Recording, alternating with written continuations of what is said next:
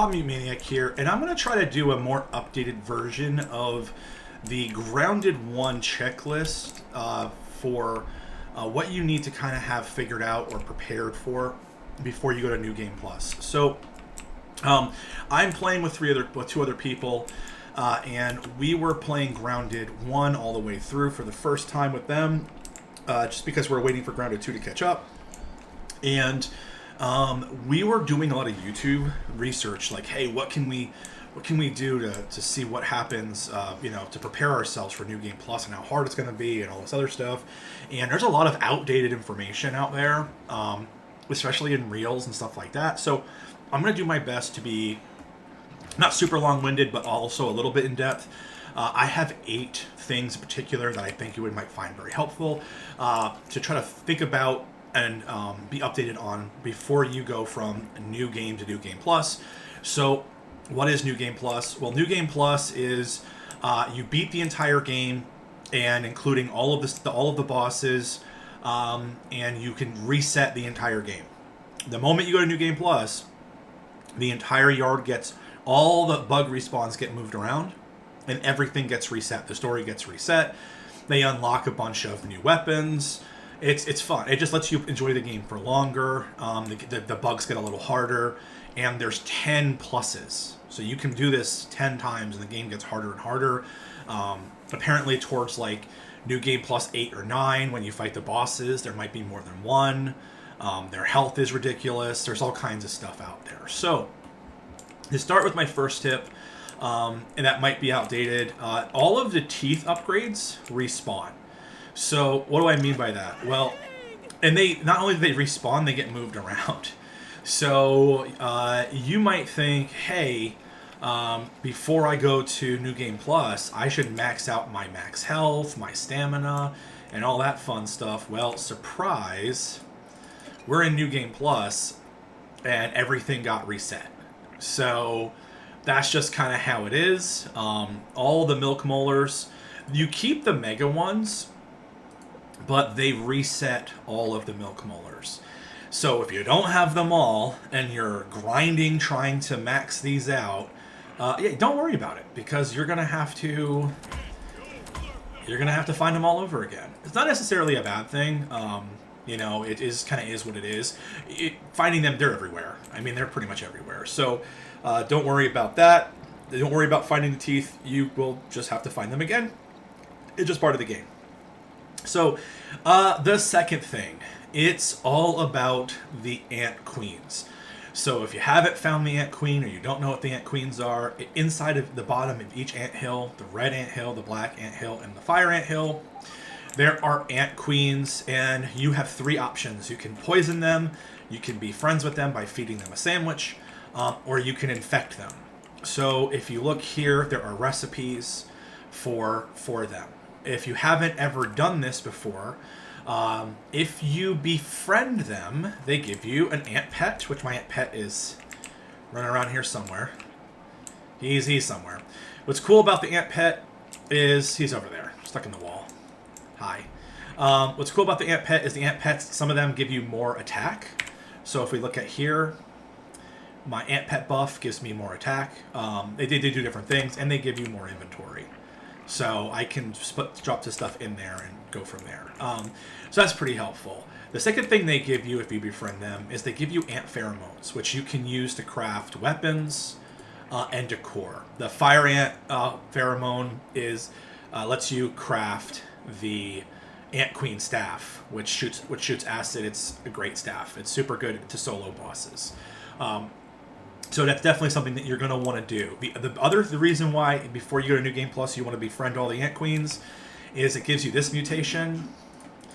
You get 1 level per ant queen. It's called Human Antist, or Humantist, I guess is how you pronounce it. This basically means that not orc ants, but wild ants ignore you. So if you're playing New Game Plus and all the creatures are bigger and stronger and faster and have more HP and do more damage, then being able to walk in any anthill without being attacked is extremely strong. And I usually have this turned on at any given time with my my mobile loadout. We'll talk about loadouts in a second. So definitely worth getting. So I would recommend befriending all the ants before you go to New Game Plus, because that is an amazing mutation. And now that for the rest of the harder new games, I can walk into any anthill, get all the resources, and do what I want with the Ant Queen, poison or whatever, and I don't have to worry about being attacked unless I want to start a fight with them, right? Extremely helpful in the fire ant area, where fire ants can be a big problem, and it just basically waste your health items because you're constantly dealing with engagements where you're just like, before you every 2 seconds you're being attacked by a fire ant up there. That eliminates that entire thing. I will say that mutation does not work on the steel chair. This chair right here, those black ants are aggressive no matter what. I'm not sure why. They don't care about the perk, but that's the only time that I've seen it not work. So yeah, definitely do the befriending the Ant Queen before you go to New Game Plus. The next thing is raw science. So in some of the videos that I watched, I was told that getting raw science in New Game Plus and on is very difficult. And that must have been patched or updated, because it's so easy. It is extremely easy. Let me show you. We are at the Red Ant Hill. And what I want you to notice, let me turn this guy on. So we're at the Red Ant Hill in New Game Plus, and what you're going to notice as we go through here, see this pink guy right here? If I kill that thing, it has buffs, but that's a juiced up ant. That guy will give me 3,000 raw science. Let me continue to walk in here. So that's 3,000. Let's see just how many of those are going to be in just this anthill alone. So that's 3 there. So that's 9,000 raw science. There's 12,000 raw science. And as we keep going down, that's another 3,000. That brings me to 15,000 raw science. That's another one. That brings me to 18,000 raw science. So long story short, getting thousands and thousands of raw science is extremely easy. Do not worry about maxing out your raw science before you come to New Game Plus. You really want to max out your equipment. That's way more important than maxing out raw science. And you might need some raw science to do that, but honestly, you could do that with wafting stations. All right, so now that we talked about that, let's go to number 4. That's going to be, you want to take all of your equipment and you want to make sure it's fully upgraded. That's really, really the most important thing. The problem with getting things fully upgraded, in my opinion, is brittle plating. So brittle plating, especially if you want to try to do every single piece, is actually harder to find, especially if you're playing with more than one player in the same world, than crafting the stronger plating. So if we look at the platings in general, here is, let's say you want to do a brittle whetstone. Brittle whetstone is a larva spike and a sap. Larvas are everywhere. You're going to have no problem getting this. But to craft brittle plating, it's grub hide. Grub hide is a pain in the ass to get. You have to dig up the grubs with the shovel. It's very time consuming. They only spawn maybe 10 per day, 15 if you're lucky. And so the secret to basically infinite brittle plating is just to do this. You take a grub hide, we'll drop it in here, and you're just going to use the super duper, man. We're in Burgle's base. There's Burgle. Right here is this thing called the super duper, and all you have to do is duplicate this. It only costs 100 raw science, so you really don't have to worry about digging these things up. You could spend your raw science, make sure, as long as you have everything else that you want. Think of it like this. It costs 2,500 raw science to have enough grub hide to fully upgrade, to make enough brittle plates to get any piece of equipment to where it needs to be. So that isn't too difficult. That's pretty much the secret to skipping the process of finding and digging and saving grub hides. I play with 2 other players, so for me, getting everybody their own equipment, that was very, very labor intensive. Getting tree sap is much easier. Obviously, you just use the tree sap equipment. If you have a tree base, or if you have a base near wood, getting tree sap should be like one of the earliest farms you get in the game. If you haven't figured that out already, you just make tons of these. So getting tree sap should be relatively easy for you. So yeah, brittle plating will get you there. Obviously, making all the other plating should be much more straightforward, because that's more plentiful, and you know, farming ox beetles, they give you a lot of horns. Like if you go down to the sturdy whetstones, it's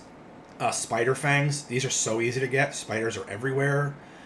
So yeah, getting that kind of stuff will be a bit easier. Supreme plating is just a ladybird shell. Those are everywhere. You know, those are easy to farm. It's the grubs are, in my opinion, way more way harder to find. These I feel like I can get anywhere. So anyway, that's my 2 cents on that. Tip number 5, you definitely want to have an experiment with the wafting device here. So this is the wafting emitter, and where we are right now is next to the paint bucket. I created a small wall as well as a little platform up there. And so what this is good for, honestly, is just getting more materials and attracting almost every bug in the game. It's especially good for moths. Getting to moths is a big pain in the ass, but if you can get one moth fuzz, then you can actually use this to trigger raids. So I'm going to do this right now for termites. As you can see, the more termites body parts I put in here, I get raw science if I beat the termites, but more importantly, I can get other bug body parts with dissection. So I'm going to unleash waft. It's going to say payback incoming, and I'm going to actually skip the video to when they're here, and I'll show you kind of how I deal with how I'm farming all the parts. All right, they're here, as you can see, and I'm just using my ox set. Let me actually put my ox helmet back on. Where is it? There it is. I'm using my charged build with a fire wand. As you can see, I can just stand up here. They're just going to attack any walls I put down there because they're AI and AI be dumb. And we're just going to continue to kill these guys. Once they're all dead, what I'm going to do is, you know what, I should probably be using the correct mutation. There we are. Once they're all dead, I'll be able to switch to the mutation dissector, and it will give me all the rare parts that I need. So let's just get through this fight.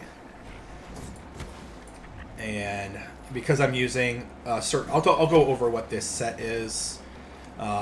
It's a certain mutation with a certain with ox beetle material. I'm using the entomologist badge.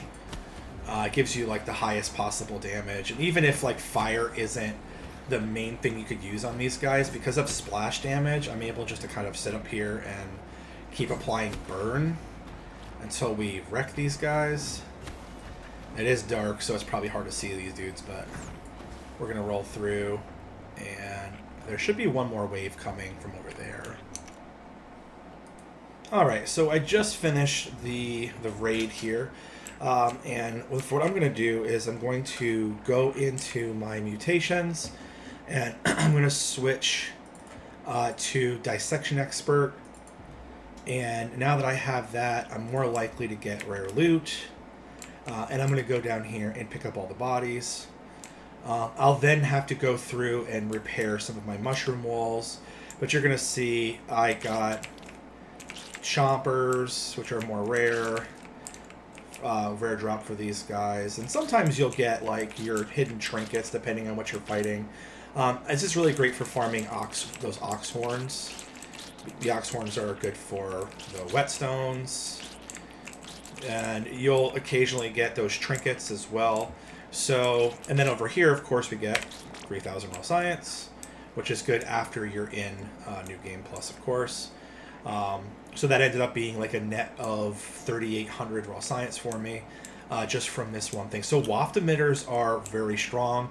There's certain things you can't attract, like passive bugs, and for whatever reason, you can't get fireflies. You have to go hunt those the old-fashioned way. But I started with 30 butts, and now I have 45 butts and 3 termite chompers. So waft emitters are extremely good, mixed with dissection.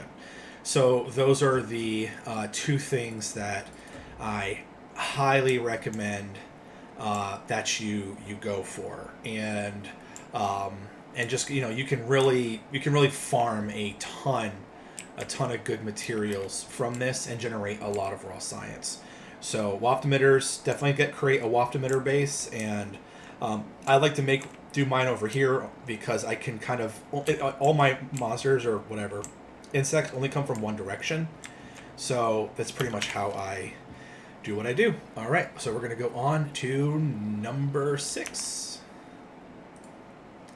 So number 6 is going to be focus on mutations and builds. So mutations are extremely powerful. If you're not familiar with how mutations work, they're in your mutations tab. You should have a fair grasp of these before you get to even close to New Game Plus.